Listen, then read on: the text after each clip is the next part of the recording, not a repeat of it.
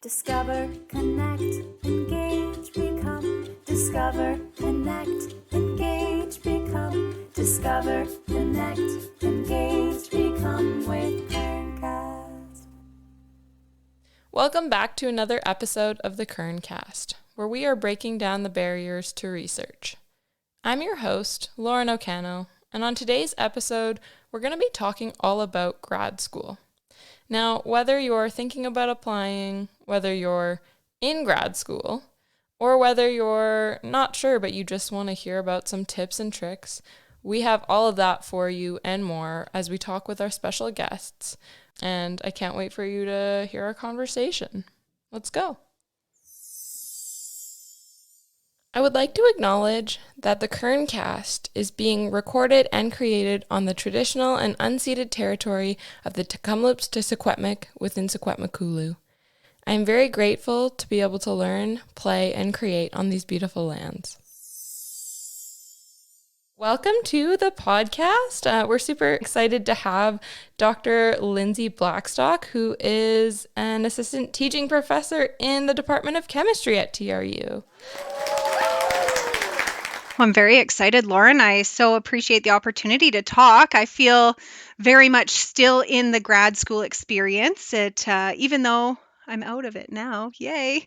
But I'm happy to chat about it because I was a grad student from 2014 to 2020. So I'm happy to answer any questions you have. I'm excited to get started, and I think a good way to kick things off is to start with a little lightning round.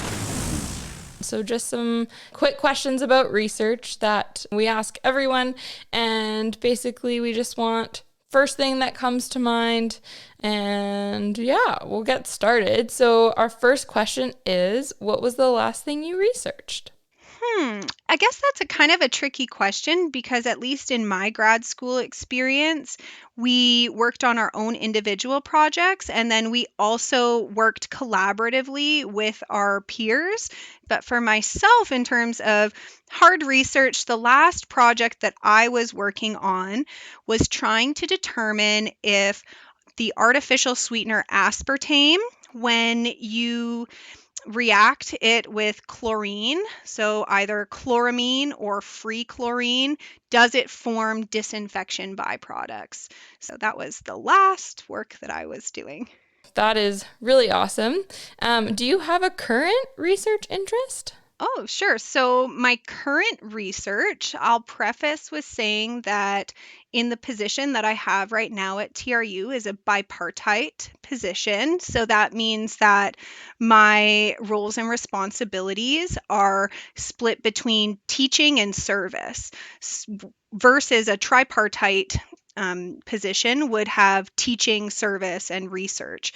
So because I don't have a research component to my position, I'm not engaging in in-depth analytical research in the same way that I was doing when I was in grad school. However, I am still engaging in research, which is exciting. I've just started to shift that research aim because now my focus is teaching. I really love teaching and I want to get better at teaching, and I want to make sure that my teaching materials are as effective as possible. So my new research focus is scholarship of teaching and learning and focusing on chemical education and how I can create better materials and resources for students so that they can be more successful in chemistry.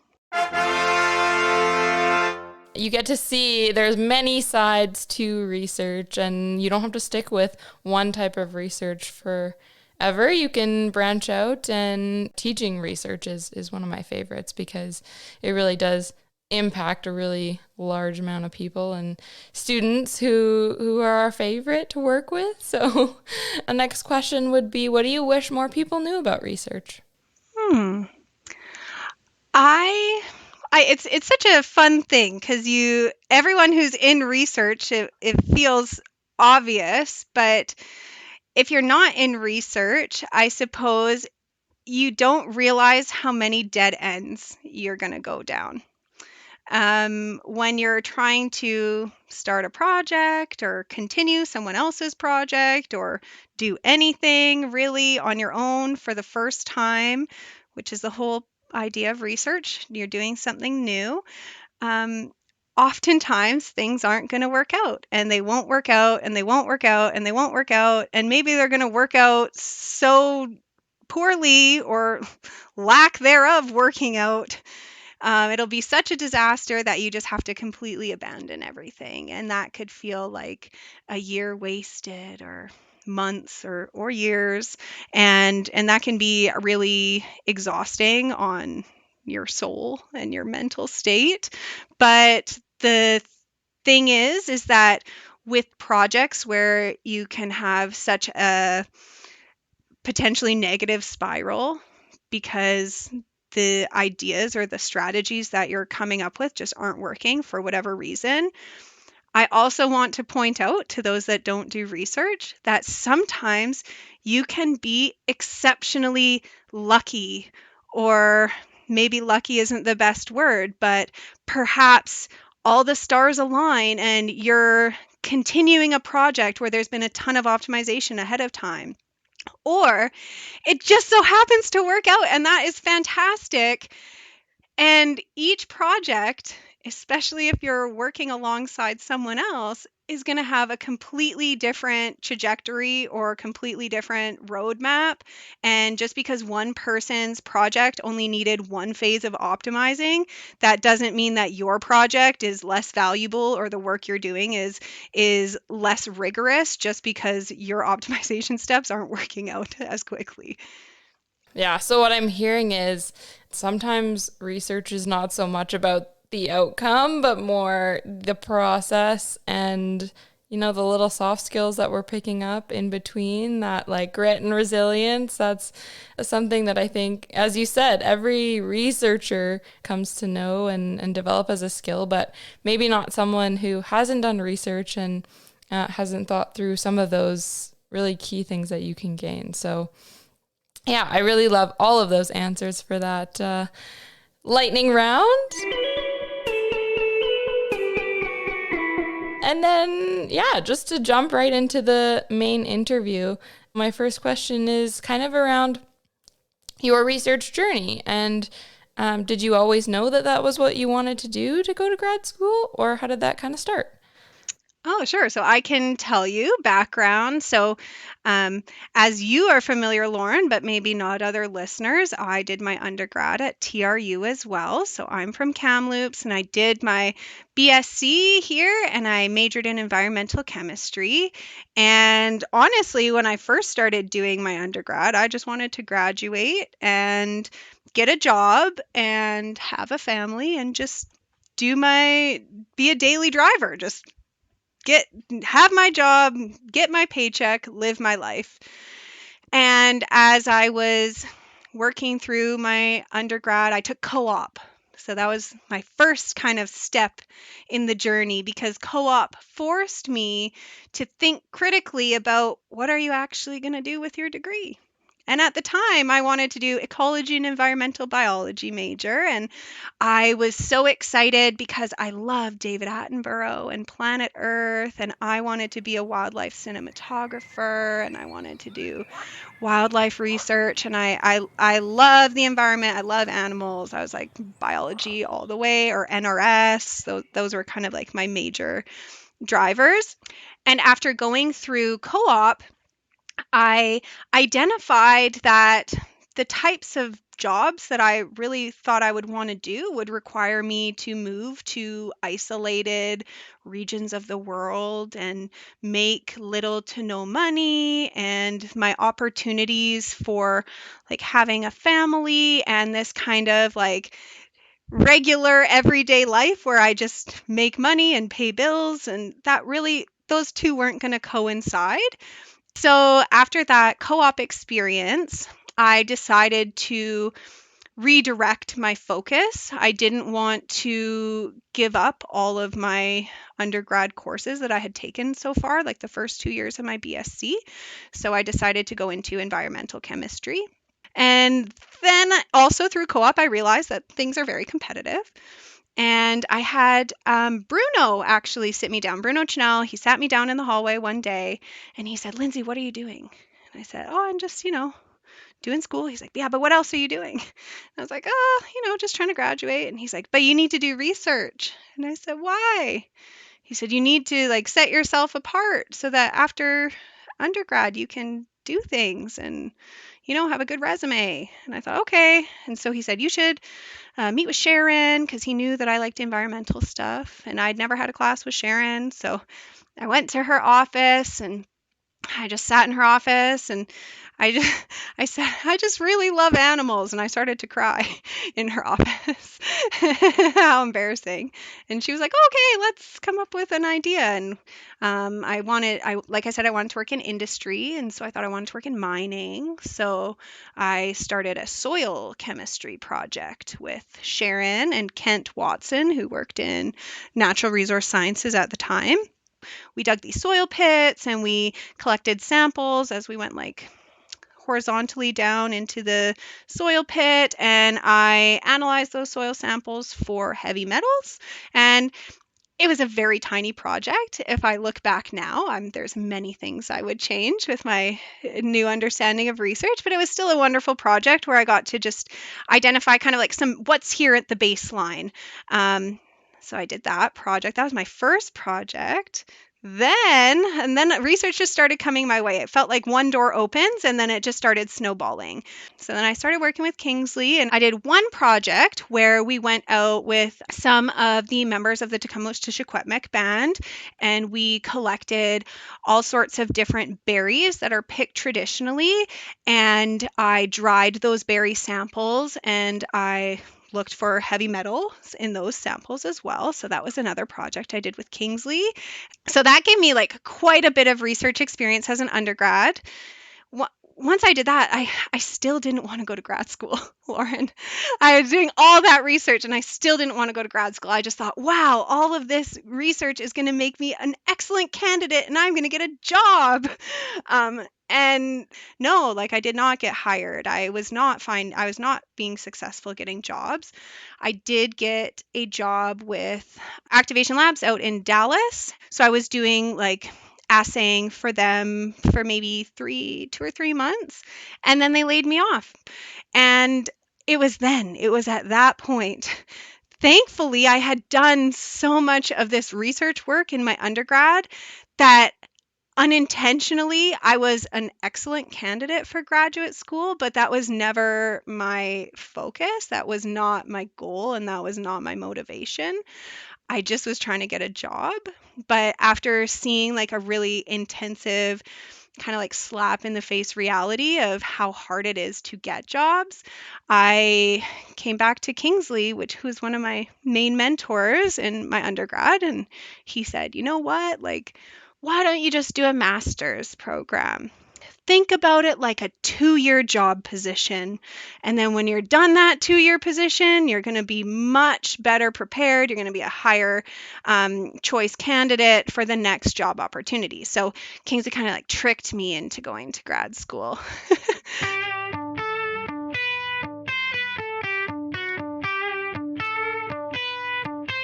Welcome to Hit the Streets. I'm Hannah. And I'm Julianne. This is a segment where we ask strangers weirdly specific questions about research. Now, let's hear from our first victim.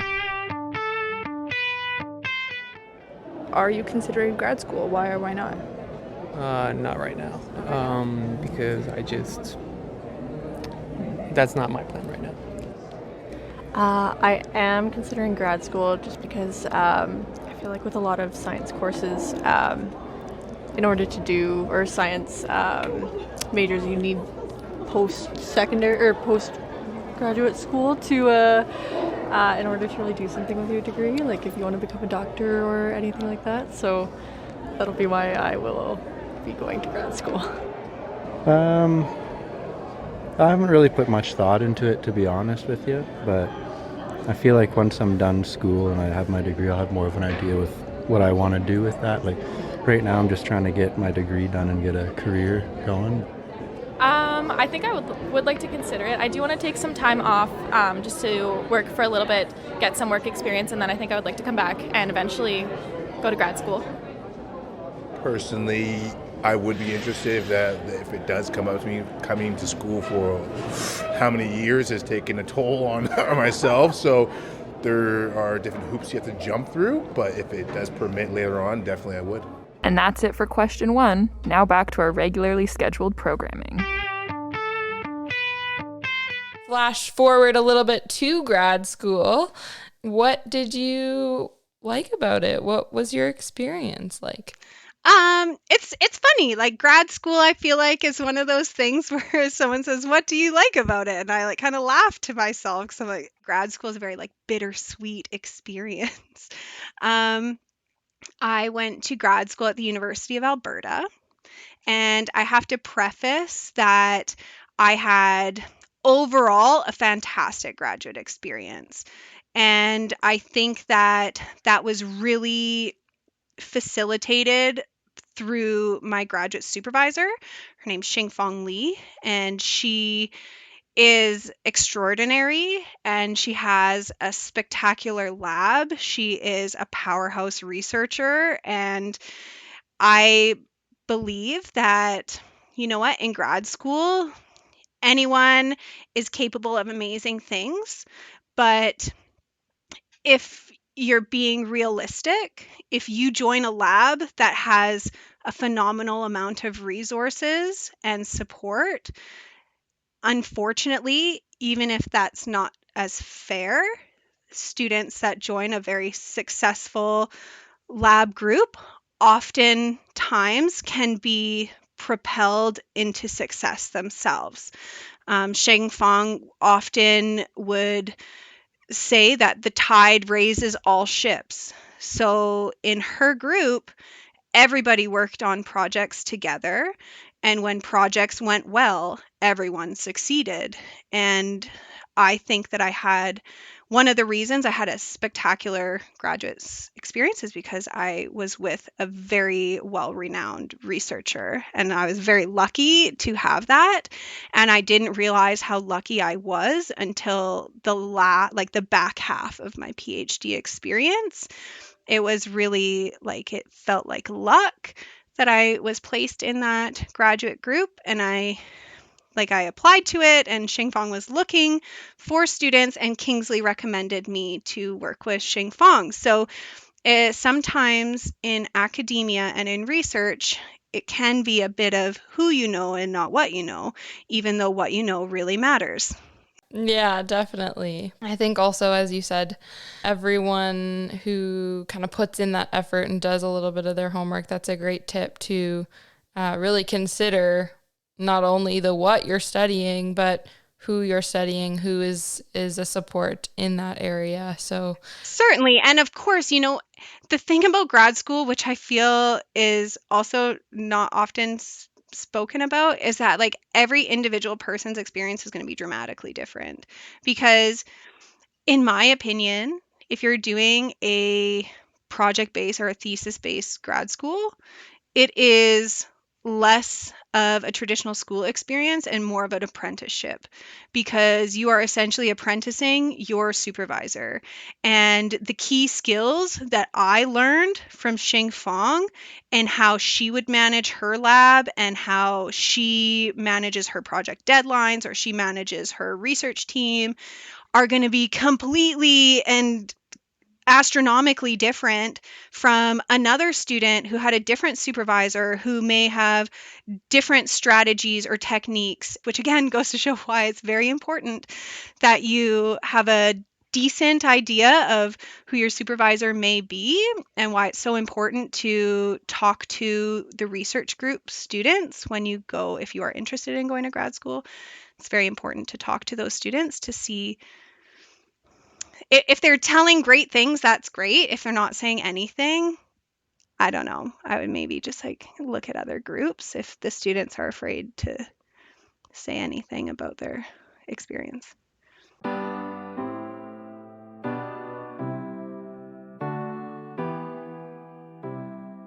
I also want to know, were you always super confident throughout your grad school experience, or were there times where we like to use the term imposter syndrome comes up a lot with research students, and I think it's something that you don't necessarily see like profs and PhDs such as yourself go through, but is that something that you experienced? Oh, definitely. I feel like imposter syndrome is like a daily, even now, as always. I feel like it's so challenging. For me, in my grad school experience, I was always the least confident in lab. I feel very confident in my writing skills. I feel very confident in my project design. I feel confident in my experimental design. I feel confident in my like rationale and like basically I'm confident in everything except for getting the results in the lab. And that was because my research was the drive of my research. I found the theme was how to take a complex problem and apply a simple approach to solve that problem. Whereas a lot of my peers were doing extremely complex things, very challenging, very high tech, very in depth, very sciencey, labby things that I was not doing. And so when I would look at my papers or the content of the material that I would present at conferences or in any sort of platform, I would always feel like, wow, I'm presenting like a first year chemistry project, like an undergraduate level. Like honestly, one of my projects has been proposed to be made into a first year lab.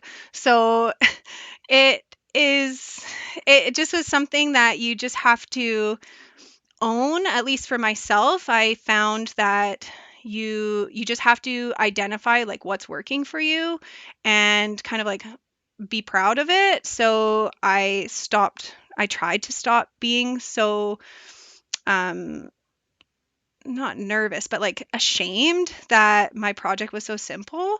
And instead, I now believe that that's actually made me more effective in my job now, because you take very complex ideas, and if you can kind of apply a very simple approach or a simple way of thinking, that's really important for like the general public to understand what you're doing or why you're doing things. And I think being able to identify like a simpler way to tackle problems is an asset. But at the time in grad school, I definitely would feel very kind of like bashful about the lack of complexity of the questions that I was trying to answer in my research.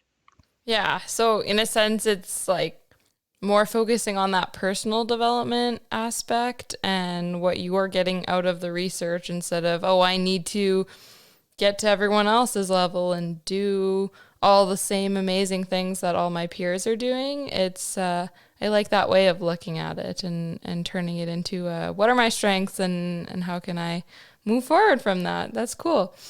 Do you have any other tips or other suggestions for supports that are available for students who are looking at grad school? Yes, I'm happy to give tips. First, I would preface with identifying what are your goals in grad school. So, a key thing is, again, doing some reflection on what are the potential career pathways you have after grad school. So typically there's like the three major categories of like industry, government, and academia. And recognizing that each of those different sectors are going to require different skill sets at the end of your graduate school journey. For me, I didn't recognize that I wanted to go into academia until like maybe halfway through my program, because to me academia felt like, oh, being a PI or like a principal investigator, right? A lead of a research group.